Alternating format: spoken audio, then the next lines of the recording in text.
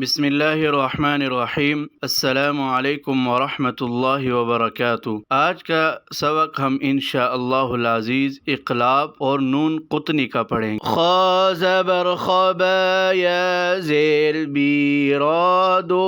ज़बर रन ख़बीरन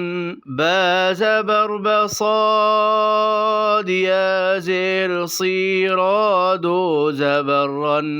ख़बीरन بصيرا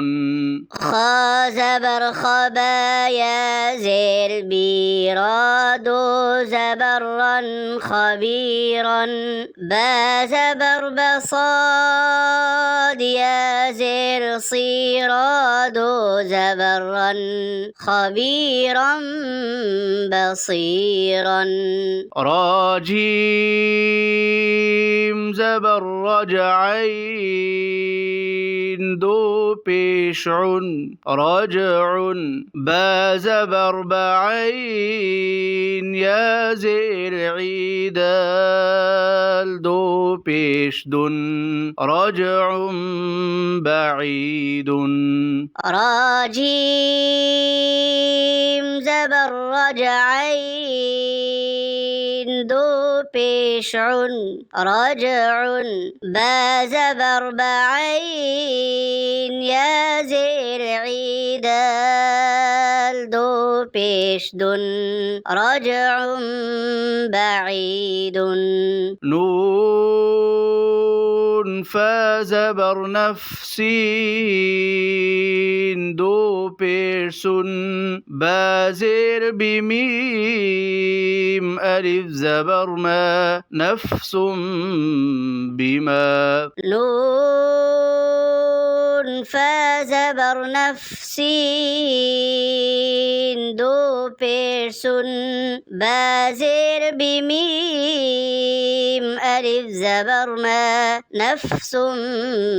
بما فزبر فنون كر زبرنا ظازر ضرا زبرتا دو پیشتن فناظرة بازر بميم زبر ما فناظرة بما فزبر فنون كر زبرنا ظازر ضرا زبرتا دو پیشتن فناظرة بازر بميم زبر ما فناظرة بما سين زبر سبا زبر بهمزة دو زير إن سبا إن بازر بنون زبر نبا زبر بهمزة دو زير إن سبا إن بنبأ سين زبر سبا زبر بهمزة دو زير إن سبا إن بازر بنون زبر نبا زبر بهمزة دو زير إن سبا إن بنبأ يا نون زبر ينبا واو بشبوعين دو زبر عن ينبو عن يا نون زبر ينبا واو بشبوعين دو زبر عن ينبو عن شين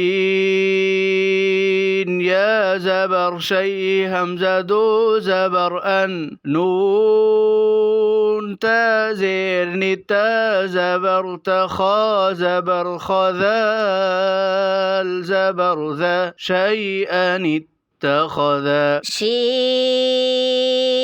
يا زبر شي همزة دو زبر أن نون تازر نتا زبر تخا زبر خذال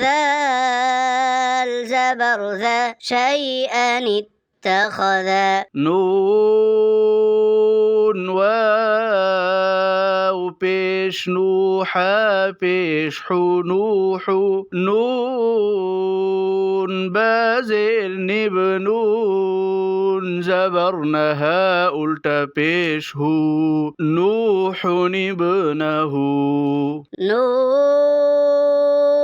वाव पेश नूह पेश हु नूह नून बाजेर निब नून जबर नहा उल्टा पेश हु नूह निबनहु। इक़लाब बदलने को कहते हैं। इक़लाब का मतलब सिफत गुन्ना को बाकी रख कर एक हर्फ को दूसरे हर्फ की जगह रख देना, यानी उससे बदल देना। तनवीन या नून साकिन के बाद बा आ जाए तो इक़लाब होता है। इस सूरत में तनवीन या नून साकिन को मीम से बदल कर गुन्ना और इख्फा के साथ पढ़ा जाए। जब तनवीन के बाद हमजा वस्ली आ जाए और उसके बाद आने वाला हर्फ साकिन हो तो ऐसी सूरत में तनवीन के नून साकिन को ज़ेर देकर एक छोटा सा नून लिख दिया जाता है। नून क़ुतनी से इब्तिदा नहीं हो सकती, अलबत्ता आगे हमजा से इब्तिदा होगी। जज़ाकुमुल्लाहु खैरा।